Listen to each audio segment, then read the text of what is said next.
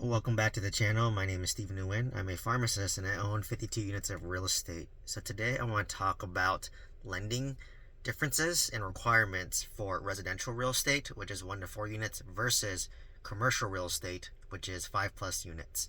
So let's start with 1 to 4 units in residential real estate. So for residential real estate, they don't look at the income the property is producing. So for example, if you're getting a 2 to 4 unit, most lenders will not consider that income. Some may, right? And it varies and it's very nuanced, but this is kind of general overall picture.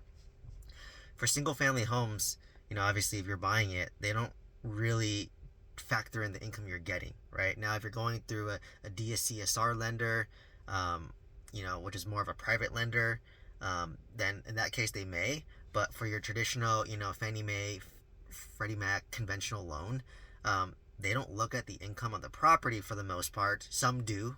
I want to add that preface. But what they look at is your debt to income ratio. So they want to look at your income. They want to see that you have a W-2 job, ideally. They love W-2 jobs versus like a 1099 or if you own a business.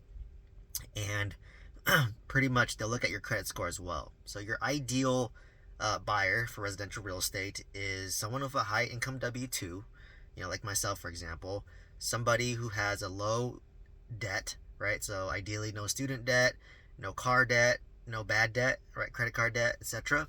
And somebody with a good credit score, which means you pay, your payments on time. Like, what does that mean? You pay your credit card every month. You pay your student loans on time. You pay your car loans on time. You don't have any missed payments. You don't open up and max out your credit cards, right? They look at that stuff. So high level, they look at you personally. They look at your debt to income ratio. They look at your credit score, and that's how they underwrite you, right? So that's kind of from 1 to 4 units. And like you said, each lender varies, so it's okay to ask the questions. Like if I'm buying a fourplex, I would say, hey, do you guys factor in the income from the other units? And they may factor in some, right? They may factor in 25%, 50%, 75% of the income you're getting, right? So just ask. So I'm trying to bring awareness to that. For 5 plus units, which is commercial real estate, so this is what I have to deal with.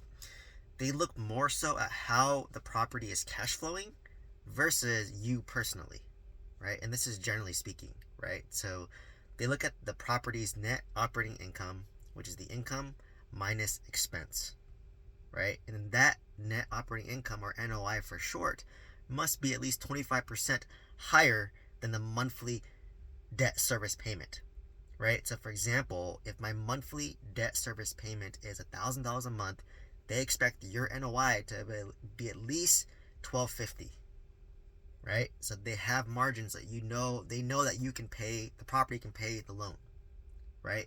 So in order to make that work, either A, you have a low interest rate, or B, you have to do a larger down payment, right? And given today, interest rates are 7.5%.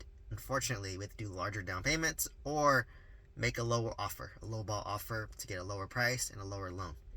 So that's the only 3 ways, right? Either A, you get a low interest rate. If that's not the case, like today, you have to do a larger down payment to get a smaller loan, or make a smaller low ball offer, right? Because you can work backwards. What's 25% over the monthly debt service? That's what your NOI has to be, and you can calculate the value, right? So commercial lenders, they look at how the property is cash flowing. They want to look at your experience as a business owner in real estate. So remember, once you own 5 plus units, it's considered a business. And they want to see your track record. They want to see your resume. They don't care if you own 5 single family homes. That's nothing to do with commercial real estate, because you have to own 5 plus units. That's considered commercial real estate because the value is based on the net operating income divided by the market cap rate. So they want to see your track record. If you don't have a track record, buy a good deal that makes sense, right? Surround yourself with a strong team, a strong property manager that's been managing apartment complexes for 20 years, right? That's how you bypass this lending requirement, right? And then you have to be able to speak the lingo and like show your performance plan, right? So they're looking at the income of the property. They're looking at your commercial real estate resume. They may look a little bit at your tax returns and your W-2 and your credit score, but it's not as big of a factor. But if you're kind of borderline, it helps sell a better story to the underwriter, right? So literally getting loans approved is telling a story.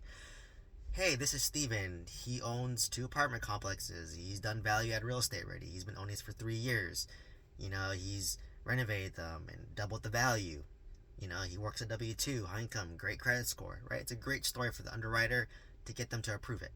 So that's the main distinction, right? So, if you are looking to jump from single family to multifamily, which is 5+ units, and you have a high income W2 like myself, check out the mentorship program. It's catered towards those who are, full-time W2 looking to go from single family and scale up to multifamily. Check out the link down below. Let me know if you have any comments or questions. I hope to see you in the next one. Please like, comment, subscribe, and share. Thank you so much.